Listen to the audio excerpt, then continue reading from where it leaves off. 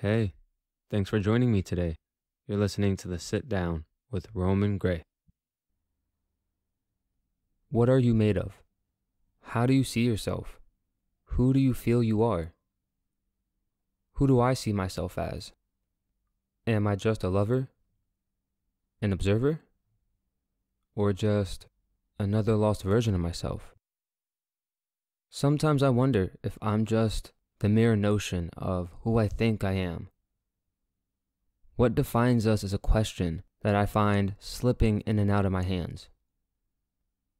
We all start off as blank slates and come to find out that who we are is a conglomeration of other people's projected values and ideas tied into our sense of self-worth. It's almost as if the threads of our soul can be plucked like a harp. Depending on the string that gets played, it'll invoke in us a different tone, a different feeling, a different part of ourselves.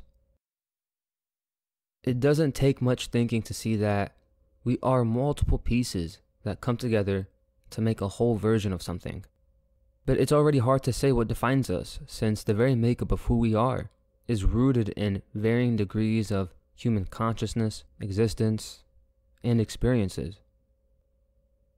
I guess I'm saying all this to say, what if we go deeper and take a different look?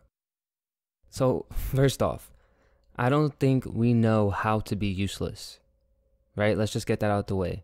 We get so much of defining our worth from the ability to contribute. We can't go too long without feeling like we need to do something or contribute, because if we don't, then we just feel like unproductive assholes. And yeah, morals and values are a thing, but they shift depending on age, culture, religion, and our experiences. If morals and values are not concrete in the sense that they are not universal, then do they count as defining who we are? One could argue, I guess, that morality feels like it's something that could be made up to govern people. But at the same time, there are shared values that transcend borders, religions, and nationalities. Yet, objective point of views are still hard to come by, since we ourselves will always have some sort of slightly skewed answers due to our selfish and subjective nature. Since we are a species that enjoys defining things because it allows us to make sense of the world, it seems that trying to define who we are is a lot more difficult than we ever realized. A quick search on Google will give you endless results of what defines a human being, or you in particular, but at the end of the day, it all still feels really superficial and boring. Our existence is rooted in choices. Our choices are what decide the fate of our future. But at the same time, overthinking our choices takes away the enjoyment of having the ability to decide what happens next. So, is it the consequences of our decisions that define us? Or is our individual struggle what defines us? A lot of us, including me at times, we like to wear our struggles on our sleeves with pride. We like to show, hey, look at me, look what I've been through. And we take a lot of what we've been through as means of defining ourselves. And of course, while there is something to be proud of when overcoming hardship and struggle, those are universal tastes. And I can't quite shake what feels like we want something more special and unique to define us than just bad times. While something that is universal, aka objective, makes us feel less alone, I think we all still want answers that feel like they do way more. We want answers that feel like they transcend time and anything else that we've come to know.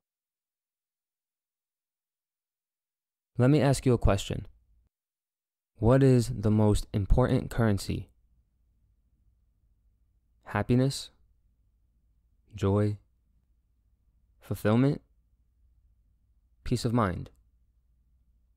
It's funny looking from the outside in and seeing how we all value these things and want to make them our priority.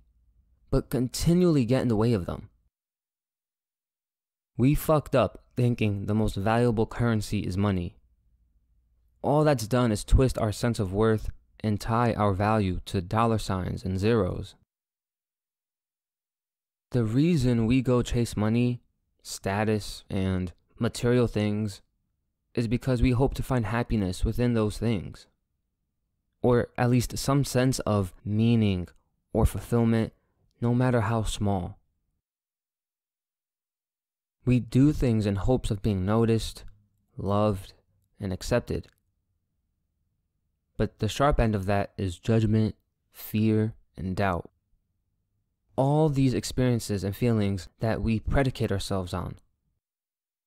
We define ourselves by comparison. We define ourselves by careers. We define ourselves by skills, broken hearts, and physical appearance. We try really, really hard to hold on to the version of ourselves that we've created or embellished. Maybe it's time we just stop trying to define ourselves and be comfortable with being undefined by checklists or standards, undefined by the past or our assumptions or expectations.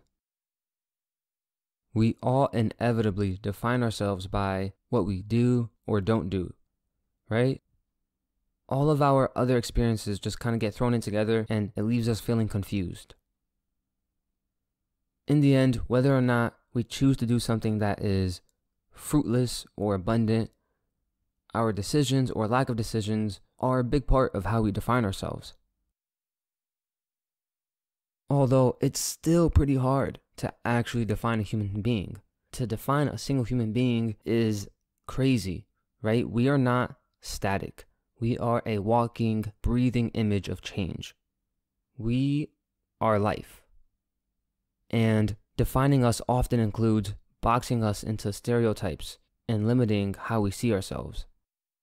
Wishing things were another way is the root of human suffering. So much of our pain and our problems come from our selfish desires. Our wants to be a better person, to have things look differently, to have more things, it all stems from a place of wanting things to be anything other than how they are now. Which reminds me, we also define ourselves by the things we don't have and yet the things we want. I mean, that just shows our lack of acceptance, right? If you're unwilling to accept things how they are, it makes sense why we feel so hostile about the future. So, that leads me to say, if I had to choose, if I had to say, I think an interesting way to define a single person is by how much they accept change in their lives. Hear me out. Accepting change shows you are open and willing to adapt. Accepting change is indicative of someone who is not imprisoned by their own lack of power, lack of say, or blown up egos. Accepting change shows willingness to be non-conforming and a desire to move with life, not against it. With change comes everything else. With change comes new truths, new relationships, new ideas, and just new means of life. A single drop of change today has a cascading effect in the future.